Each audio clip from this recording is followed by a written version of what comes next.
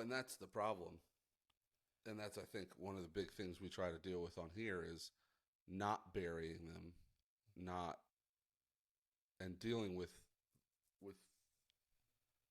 the problems and emotions that you have, because especially I feel like this day and age we're not really taught, well, maybe more so now, like with the children and stuff, with my kids era, but I wasn't really taught by anybody how to deal with emotions, and I was terrible at it when I was a kid.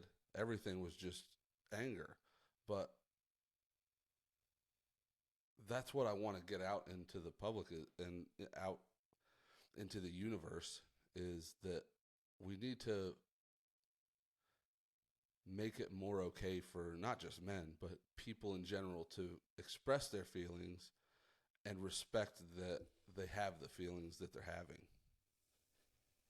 Yeah, I mean, just acknowledging Like it. somebody should, yeah, like somebody shouldn't be, say somebody's like is trying to expand their emotions, they shouldn't be criticized or ostracized or ridiculed because they're doing that.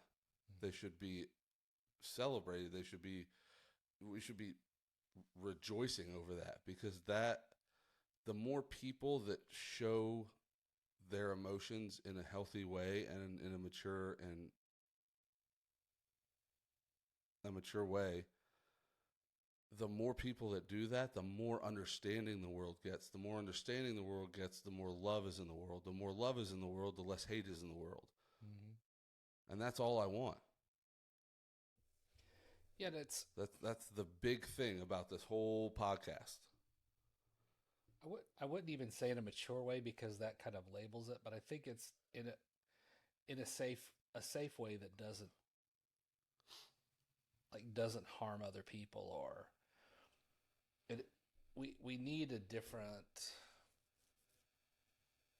level of emotional understanding. And people, Right. like, you were great with your emotions until you went to school.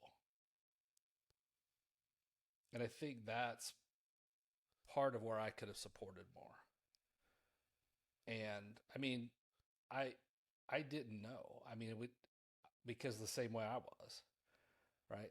Especially growing up in Right. the household I did with the military and all the stuff. It's like, Yeah. just, we don't want to talk about that. So when you when We we didn't go to, know it was okay to talk about it. well, it was just not even in our wheelhouse, right? It Right. wasn't whether it was okay or not okay. It was just not done. And so when you went to school, I think that's when it starts. And as a parent, it's important to listen to the kids when they come home, and not just their words, Right. right? How they're acting, how they're doing things. Because I don't know if you remember at Walcott that there was a kid that was bullying you guys. And Yeah. He threw a frozen snowball at my face. and so you pointed it out to me, and there was this, I remember the swing set somewhere, and how I dealt with it instead of supporting you, right? Well, I thought I was supporting you. I went and talked to him, and he says, "I'm underage. You can't touch me." And I said, "I know. I will beat up your dad." Right? I, I don't think he picked on you anymore, but that, again, that was my tool, right? Right. Well, and that's the thing. Like, you did the best you knew how to do. Neither one of us knew anything about anything. You know, like when we first had our kids, we didn't know anything. I was still an angry clown, I guess you could call it, because I was always still goofy and being myself, but I was always angry underneath. Mm-hmm. Um, but today, Grayson found out this morning, like he was saying, that he didn't make the travel team he tried out for. This is the second team, or the Premier League team. Mm-hmm. This is the second team he didn't make. All of his friends made the team. He didn't make it. So I was on my way to work, and Ash goes, "Hey, Gray wants to stay home today." And I was like, "Do you think it's?" I was like, "No, he doesn't need to stay home. Like, he's fine." And then I, like, immediately, almost as soon as I sent that message, I said, "You know what? He needs a mental health day. Let him have it." And I just was thinking of, he's been going through so much. He's been working his little butt off to try to make these teams. He tries really hard to get to be better, and he didn't make two teams. And I think he should have made, especially the second team, because, but we won't get into that.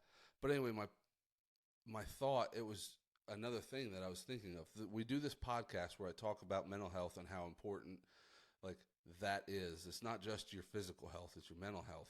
And your mental health affects your physical health. So Ash and I agreed, let him stay home. You know, he doesn't have to be around any of his buddies bragging about if they made it or whatever. He can just have a nice, relaxing day. Let him just take a reboot day.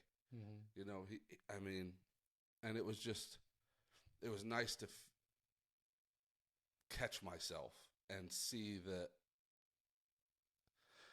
hopefully he realizes that I support him and that I'm proud of him for doing his best at all the tryouts.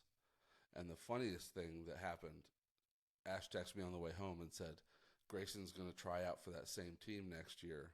He's going to work really hard, try out for the same team next year, and if he makes it, he's going to tell him no.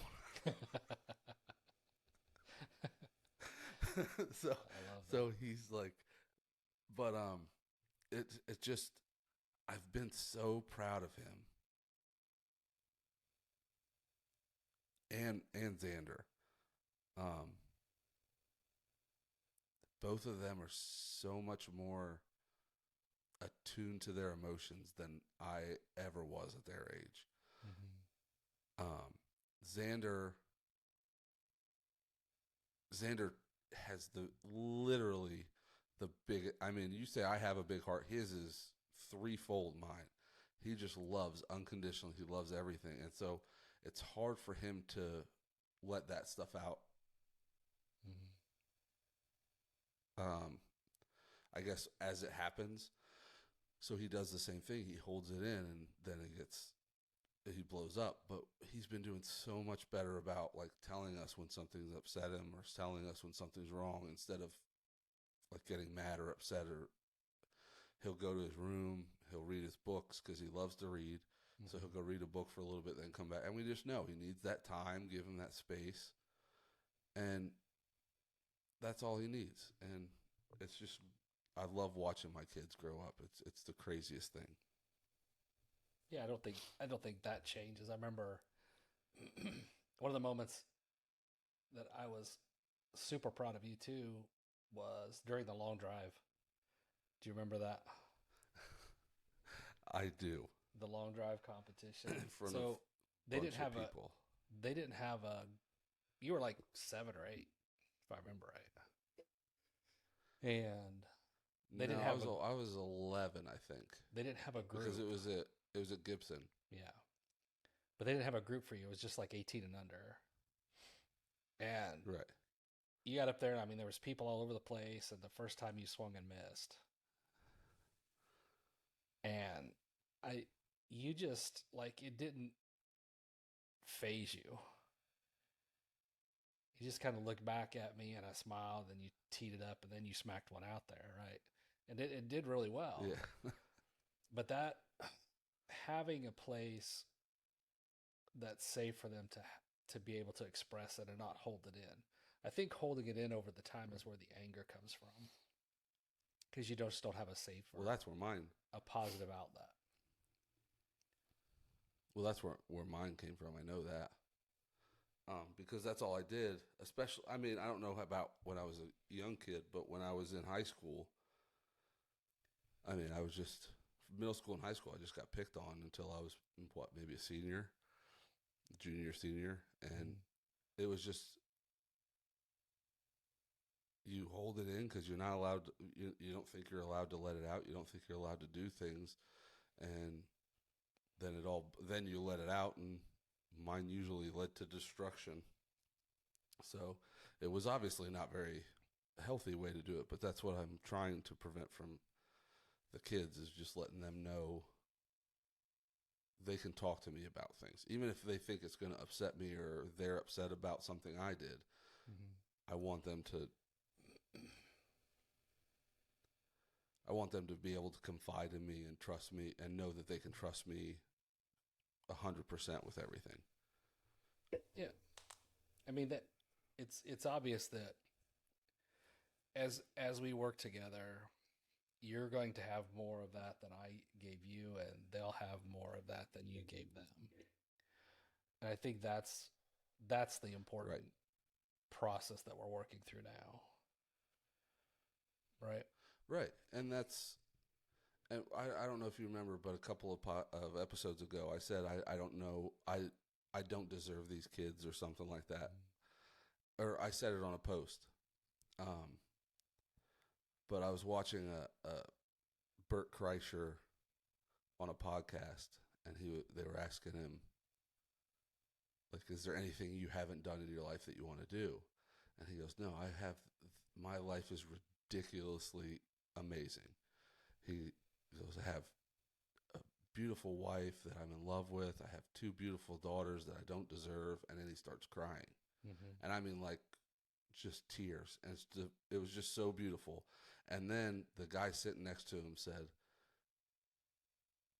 Bert, this right here shows that you deserve everything you have. Right. And it wasn't him acting like a macho. You know, Bert Kreischer, he's a goofball, and he's just watching him be so vulnerable was just the most amazing thing, and just being thankful for everything he has. He's just 100% real and happy and thankful that he's been able to do what he's been doing for the last however many years, and that he can just have that. And that's how I feel. I don't get as emotional as he did, but inside that's how I feel, because I just can't believe 20 years ago I didn't think this was even possible. So the fact that I have this amazing family and these great friends, and we're doing all this stuff, it's just the most amazing thing to me. Yeah. And one of these times on the podcast, I'm going to just break down and cry, but it hasn't gotten to that point yet. That's okay. I've got emotion a few times, and the process. I think another thing that really came to me when I was working with this too is, well, there's two things, and I'll go through this real quick. I could have blamed the jeans, right, or the short, wearing these shorts. I could have said, "Oh man, Right. it's their fault." If I hadn't, right, if they hadn't been so stretchy, Right. I would have known earlier. But it is, I can't blame things, and I think that's another thing that it's not it's not honest if we start to blame things, Right. and then that is an internal dialogue that throws our emotions off, because we know we're not being honest, right? So some people, I don't know how many people know that I'm going through a divorce, and it's funny how people want to choose a side, and I don't let that happen, because it doesn't. I can't say that one thing is the blame. We came to a fork in the road, and we both took different forks, and it's not. I can't throw that in there, because that would change how I feel. And I've gone through Right. the sadness, and the emotions with that, and the grief, and even not knowing the is mild, I guess we would call depression or just lack of interest for a while, which also was part of the Stretchy Jeans epiphany, right? That'll stretch your jeans out quick too. That'll throw them out there. It'll fill them right up. But I can't just say, because I've cried, I've laughed from memories. It's an experience that is teaching me more and more, and it's amazing, even though it's not what would be in the normal spectrum of things. Right. I've gotten to learn who I am. And apparently my growth was more than just my emotions. But it's part of the process, I think, of the maturity and the honesty, because I've helped people through this. I've worked with people, and a lot of times it's like pointing the finger, and I can't do that where I'm at in my life. If you could see you, if you could see